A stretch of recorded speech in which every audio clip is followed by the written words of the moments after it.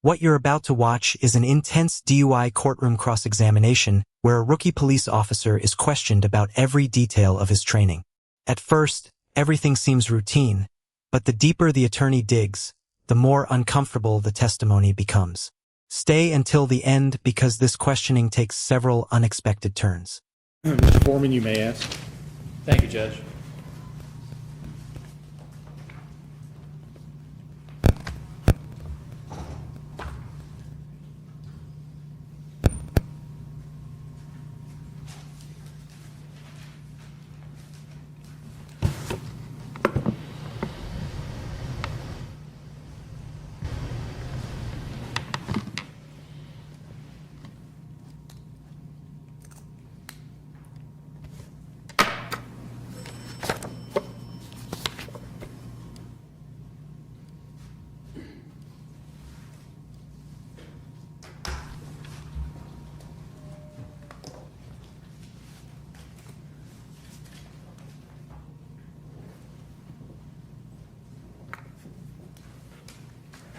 Officer, you've stated that you've been on the police force at the time you pulled Joel over for about a month, just under a month. Is that right?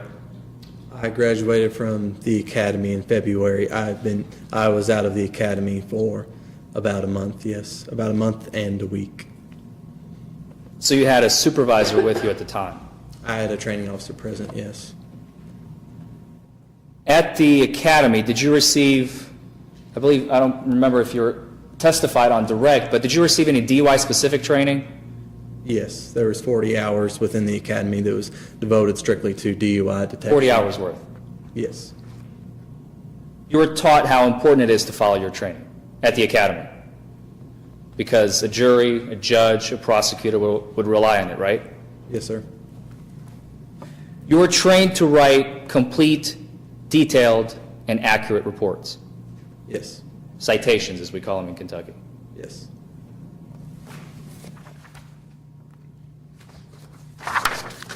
Why is it important to make a complete record of everything that occurred during a stop? I put down the facts that I observe. Now, why is it important?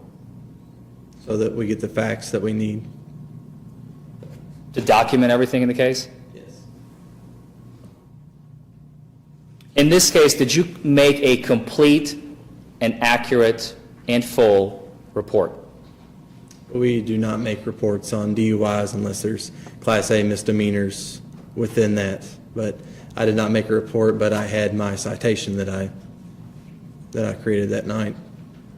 In the citation, Pay close attention here.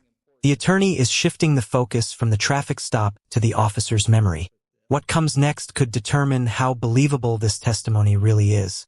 did you note everything important that you saw? I put the elements of the crime in the citation, yes. I fulfilled the elements. Anything important would be in the citation, correct? I can't put everything in there, but I put in facts that I observed. So if something is important, but you don't put in the citation, do you recall it from memory? I remember everything that I need to from that night. Do you remember everything from all of your cases, officer? No, I don't. But you remember everything about Joel crystal clear? From this night, I know what I observed. That's a powerful point. Without video evidence, the officer's credibility becomes one of the biggest issues in this entire case. You remember every little bit of what happened that night clearly. That's what you're testifying to today. Everything that I've documented, I have. So anything that is not in this citation, can you testify to that as well today? If there's something else, yes. So you do not have a complete citation here? I have the elements of the crime listed in that citation as I should. But you're telling the court today, and the ladies and gentlemen of the jury, this is an incomplete citation. Objection, Judge. This question's already been answered. I'll move on, Judge. We do not have a video recording for this case, do we? No. So we just have to rely on your testimony.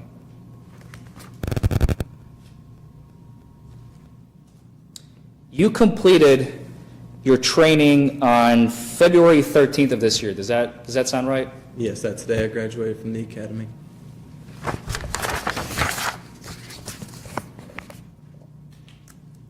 Your Honor, if we could approach.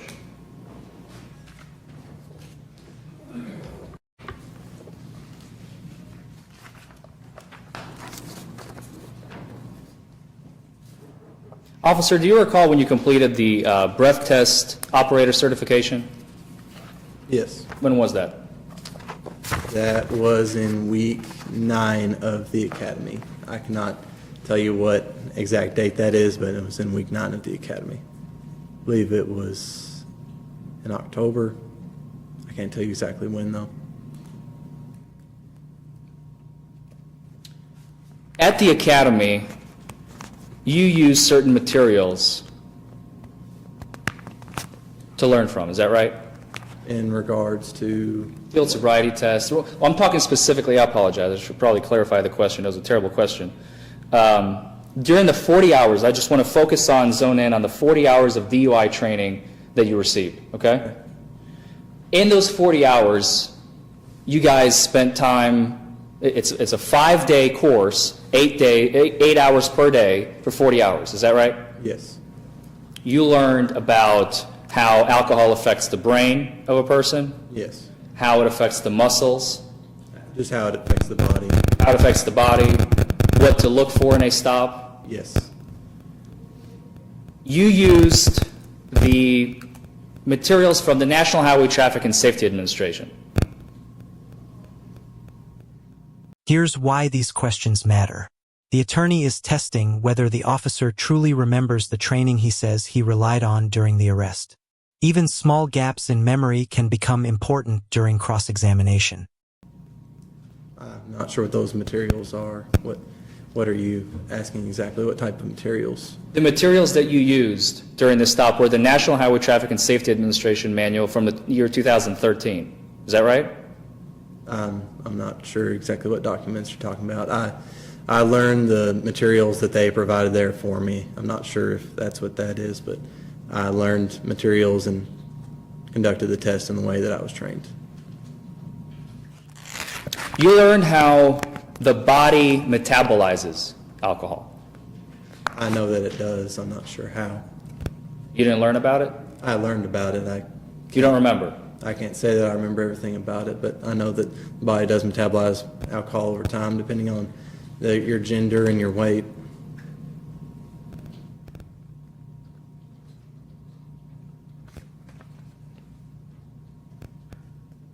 At the academy, during those 40 hours, you'll learn how to perform and conduct field sobriety tests.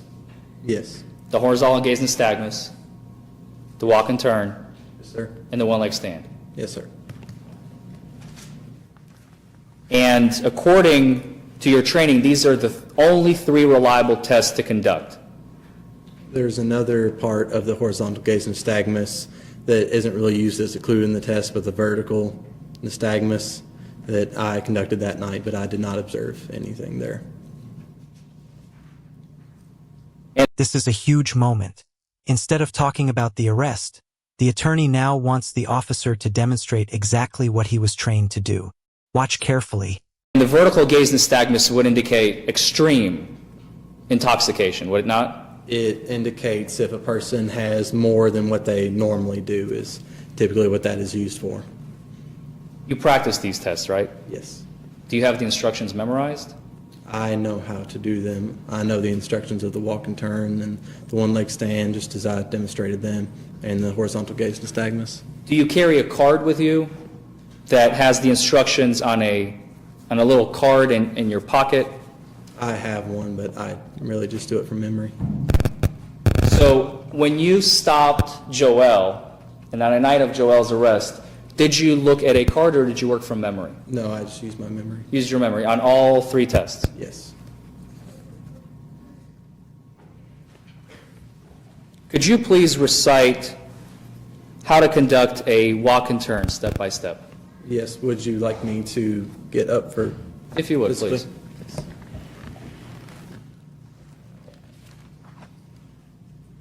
All right. I instruct the subject of how I told y'all before to maintain a certain position.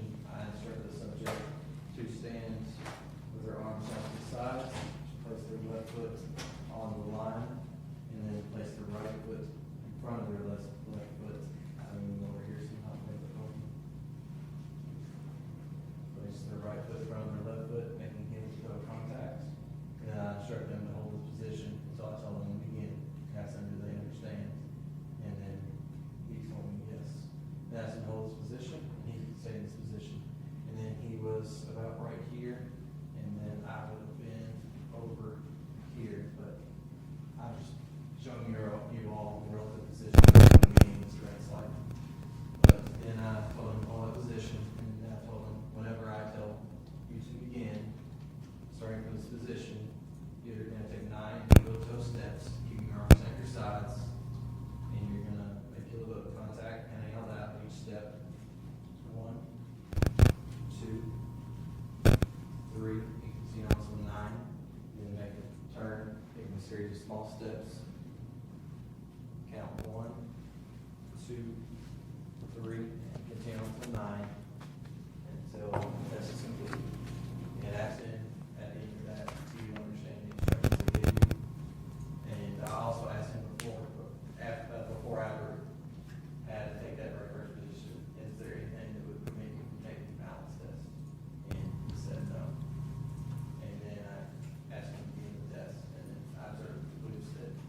Have a seat, officer. I'm just talking about the walk-in turn for now. Isn't it true that to pass the 40-hour instruction that you were trained under, you had to pass a test? Yes. And in order to pass that test, you had to get at least 80% on your final. Yes. So 80% is a really, really good score for an officer. I don't remember what I scored. I believe it was far above that, but I know throughout But 80% is required to pass. Yes. That's all I'm asking. Yes. If a person is intoxicated, per your training, officer, if a person is intoxicated, they will have alcohol in their brain. We discussed that. Right? Alcohol or drugs. The alcohol will travel to the brain via the blood veins, correct? Yes, anywhere blood goes. Same with the muscles. Is that a yes? Yes, it affects the body. You were trained specifically that a person will have divided attention when they're impaired. That's the idea of the psychophysical test. Is that a yes? Yes.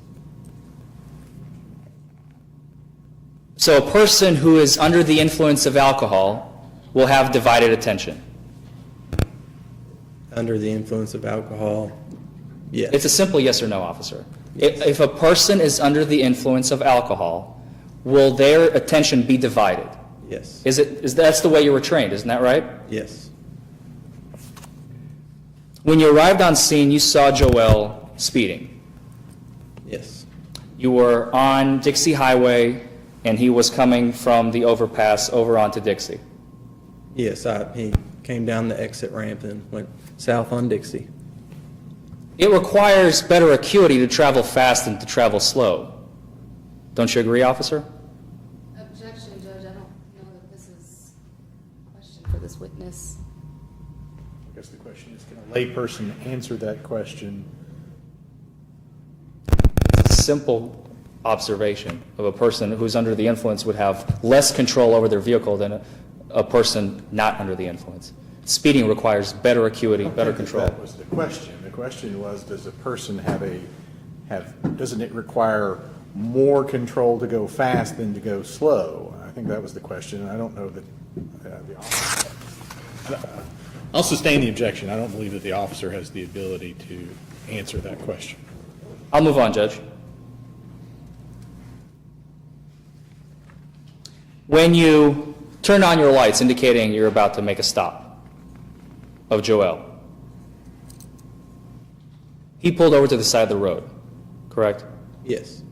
Using his turn signal while he did so? I don't recall if he used his turn signal or not in pulling over. Which would be consistent with the actions of a sober person, would they not? Using a turn signal. Overruled. I'll allow him to answer that question. Using a turn signal, I've seen intoxicated drivers do it, and I've seen sober drivers do it.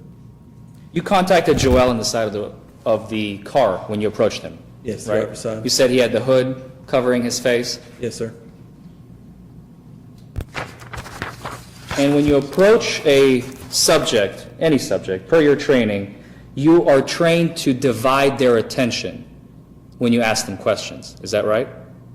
I wouldn't say I particularly do that, no. You don't remember that in your training?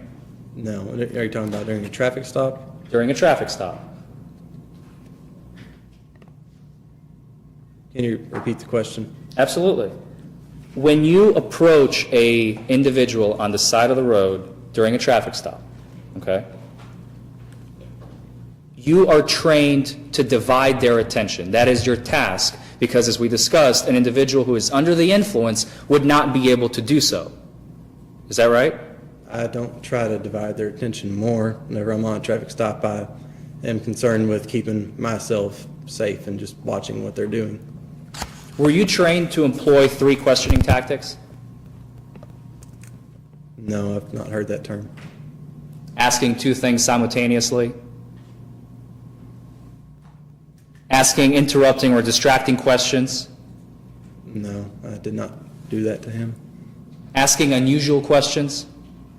Sometimes, yes. So these are tactics you were trained under? Yes, we try to, sometimes we use a little bit of, just kind of a crazy question to see if they have like a humorous reaction to it or not, but no, that's not what I was doing here. So you only employed the unusual question technique in this case? I did not even do that. You didn't use any of them? No. So you were not following your training? I was just I was following the training in the instance that I was gathering the information and staying safe. You asked him for his license and registration, which he provided, right? And his proof of insurance. Proof of insurance, that's right. Did he produce both?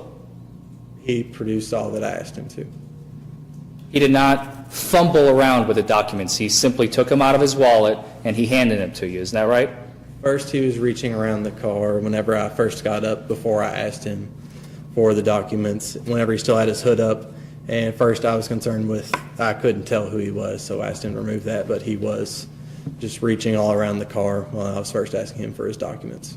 When he got the license and the registration out, he did not fumble with them, did he? No, He did not drop them, no, just handed them to me. which would be indicative of a person under the influence as per your training. Is that right? No. We discussed that a person who is under the influence would have alcohol in their muscles. You were trained that if a person is under the influence, they will have difficulty and they would fumble around with simple documents such as license, registration. Isn't that true? I've seen people do it, but I did not see him do that. Thank you.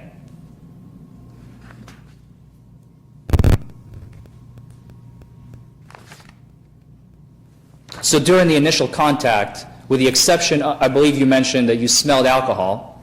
An alcoholic beverage. Alcohol doesn't have a How odor. can you tell it's a beverage, officer? I've smelled alcoholic beverages before, and that's what I detected coming from his breath. Aren't you specifically trained per NHTSA that an officer, or even a layperson for that matter, cannot tell the difference as to what kind of alcohol was ingested by an individual? Or do you not recall that from your training? I just detected an alcoholic beverage on his breath.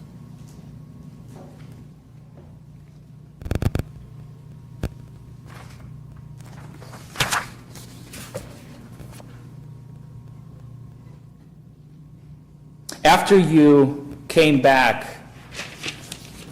doing the license check, or when you enter all the information to make sure it doesn't have outstanding warrants or any other prior offenses, etc., you came back to Joel's vehicle, Yes. and you asked him to exit the vehicle. Yes. He did not have any trouble doing that. No, he was complying with what I was asking him to do. He did not sway. No. He did not have any difficulty exiting the vehicle. No. He did not lean on the vehicle or any other object for that matter. No.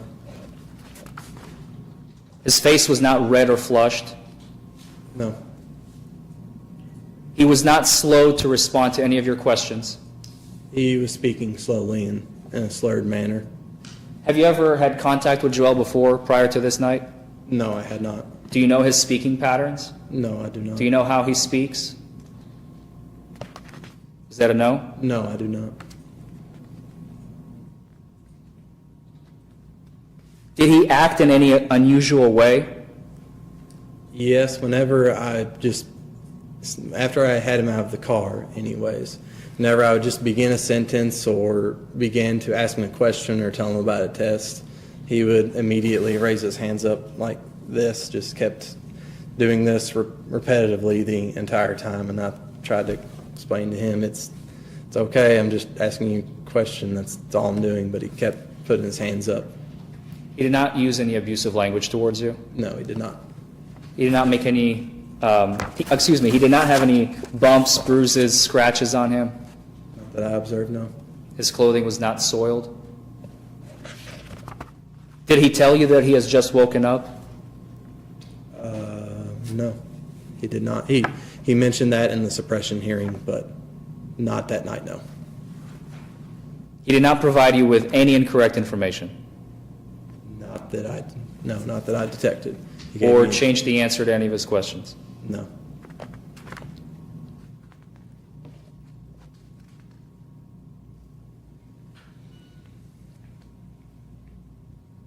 You then asked him first to strike that. You told him you're going to perform the horizontal gaze nystagmus test on him. Yes.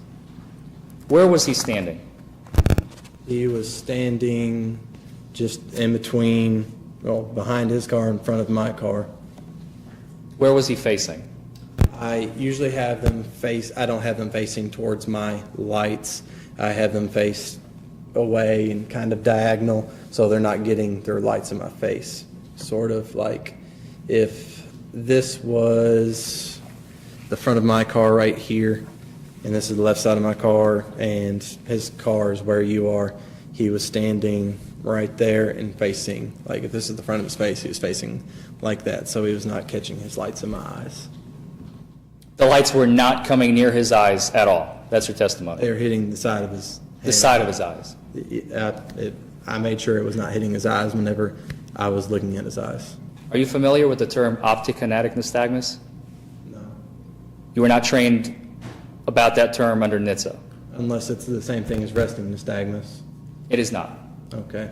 I learned about resting nystagmus, which is one of the medical conditions I was telling you about, just that I was checking for. You're also trained that there could be many other causes of nystagmus. Is that right? Yes, there can be multiple things. Tiredness being one of them? You were not trained that tiredness is one of the causes of nystagmus? No. Was Joel wearing glasses that night? No, he was not.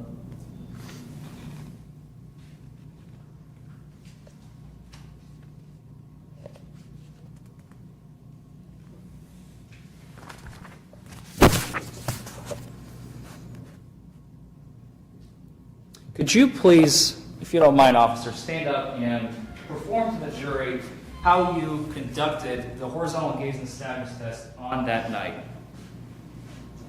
Begin, I will tell you when to begin and when to stop, if you don't mind. Is it okay if I have a person, sort of a subject do this, or I'm just going to do it like there? Can you do it in the air? Okay, I suppose. All right. I tell the subject that we're about to take the horizontal gaze nystagmus test. I tell them, follow my finger with your eyes and your eyes only. Do not move your head. Do you understand? And then he said yes. Then I asked him if he had any medical conditions I need to know about, and then I checked for convergence here. I moved my finger towards his head like this, to where his eyes crossed, and his eyes crossed like they should. And then I moved my finger like this, just to see if there was equal track in between both eyes, making sure they both followed my finger. And then that's whenever I began the test looking for the first clues. Then I told him again, follow my finger, your eyes only, don't turn your head. Do you understand? He said yes. And then I checked for, I was moved pursuit first, which was present. And I moved like this, and continued to move each time. And then each And that's where this cross-examination comes to a close. The attorney challenged the officer's memory, training, and observations from nearly every angle. Now it's your turn. Did this testimony strengthen the prosecution's case? Or did the defense create reasonable doubt? Let us know what you think below.